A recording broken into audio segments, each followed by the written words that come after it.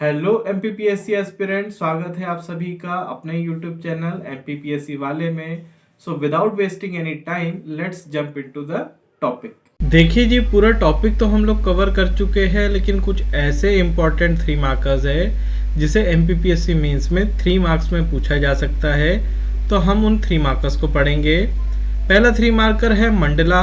मंडला का मतलब होता है, मंडला मीन्स चैप्टर और book in the Rigveda. Mandla का मतलब होता है चैप्टर या बुक ऋग्वेदा की। ऋग्वेदा को मंडला या चैप्टर्स में डिवाइड किया गया है। Rigveda is also organised in 10 books called mandala. Rigveda को 10 बुक में ऑर्गेनाइज किया है, यानी 10 बुकों का जो संकलन है, 10 बुकों का जो मिलाप है, या 10 मंडलों को मिलाकर एक ऋग्वेदिक बुक बनी है। The first and the 10th mandalas are the youngest and the longest book.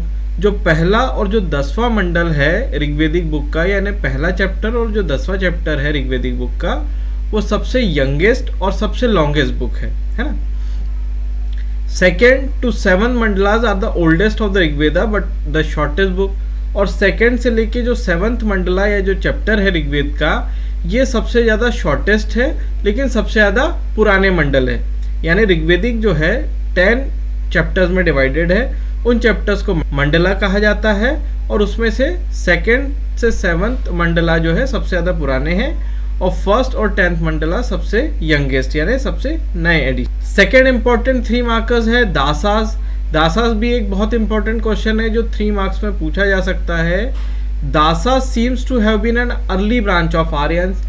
इतिहासकारों का ऐसा मानना है कि जो दासा लोग हैं ये आर्यन लोगों की ही एक पहली ब्रांच है जो पहले भारत में आई।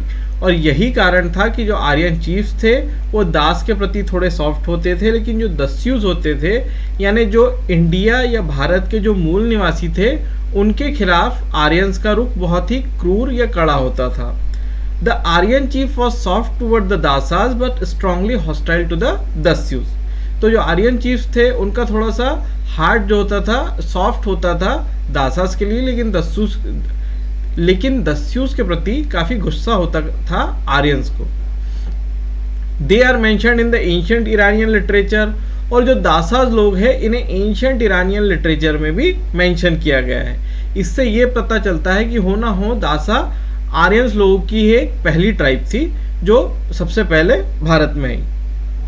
दासास के बाद एक बहुत ही इंपॉर्टेंट क्वेश्चन है दस्युज। तो दस्युज के बारे में कुछ 2 से 3 पॉइंट हम लोग पढ़ेंगे।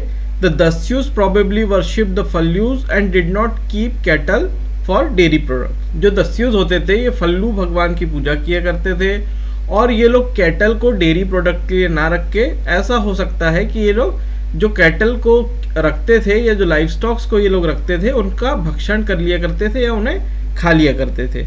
तो ये जो दस्युस है इन्हें इंडिजीनियस इनहेबिटेंट यानी भारत के मूल निवासी बताया गया है। Possibly the Dasyus in the Rigveda represents the original inhabitant of the country। और ये बड़ी सिंपल सी बात है कि जो दस्युस लोग हैं उन्हें भारत का मूल निवासी बताया गया है, या हो सकता है वो यहीं के रहवासी थे और आर्यंस लोग जो है वो फॉरेनर है जो बाहर से इंडिया में कई वेव्स में आए यानी कई बार आए। और जो सबसे पहली वेव थी वो किसको रिप्रेजेंट करती है, वो दासास को रिप्रेजेंट करती है। यानी आर्यंस की सबसे पहली ट्राइब जो इंडिया में आई वो दासास थी और फिर काफ़ी बाद में आर्यंस इंडिया में आते गए। एक और इम्पॉर्टेंट 3 मार्कर्स है पंचजना। पंचजना के बारे में भी हम पढ़ेंगे। According to tradition the Aryans were divided into 5 tribes called Panchajana. Panchajana यानी आप समझ सकते हो 5 ट्राइब्स। आर्यन लोग जिन 5 ट्राइब्स में डिवाइड हुए उन्हें एक कहावत के अनुसार पंचजना कहा जाता है। तो अगर 3 मार्क्स में पंचजना पूछ लिया जाता है तो आप इस पॉइंट को लिख सकते। एक और इम्पोर्टेंट 3 मार्कर्स है जना, जिसे हम पिछले वीडियोस में भी पढ़ चुके हैं, लेकिन आपकी मेमोरी थोड़ी सी शार्प रहे, थोड़ी सी फ्लैश रहे, इसलिए मैंने इसको यहाँ पे लिख के रखा है। जना का सिंपल मतलब होता है ट्राइब। ऋग्वेदा में ट्राइब को जना कहा जाता था, यानी आर्यन का जो एक दल होता था या आर्यन लोगों का जो एक कुल होता था या जो उनका समूह होता था उन्हें जना कहा जाता था। And it was used in 275 times in Rigveda. और जना शब्द को ऋग्वेदा में 275 टाइम्स यूज किया गया है। फिर एक और इम्पॉर्टेंट वर्ड है गाविष्ठी।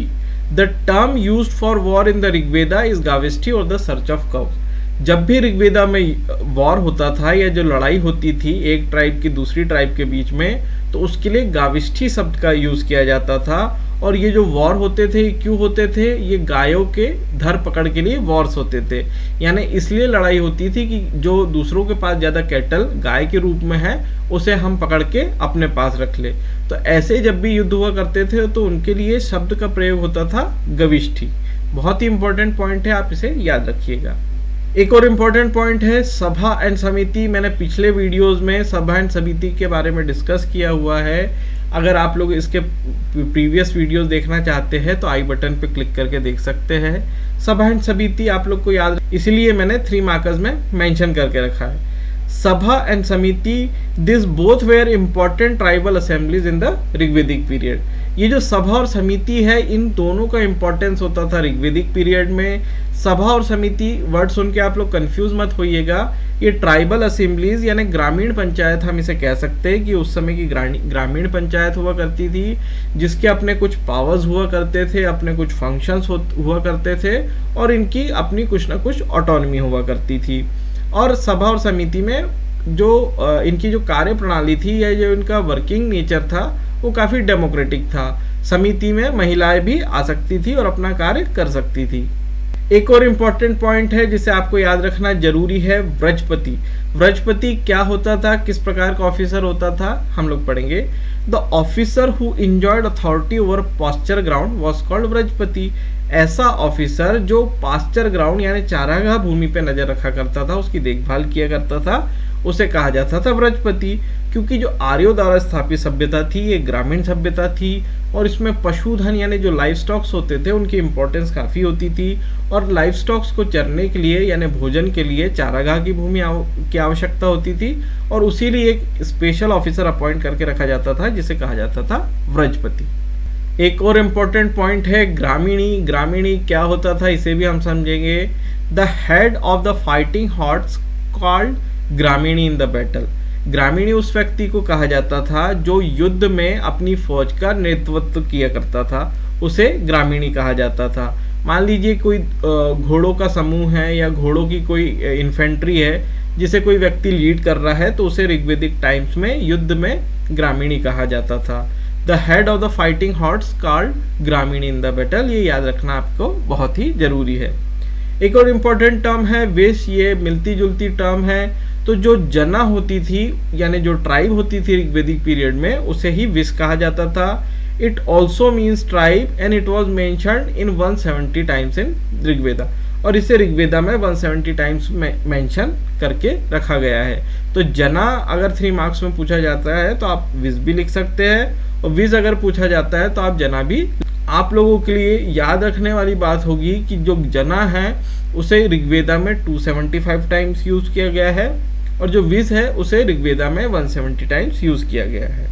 अगर आपको हमारे वीडियोस अच्छे लगते हैं तो प्लीज इसे लाइक कीजिए, शेयर कीजिए, सब्सक्राइब कीजिए और बेल आइकन को प्रेस करना ना भूले जिससे आपको रिसेंट वीडियोस के नोटिफिकेशन मिलते रहे। Thanks for watching.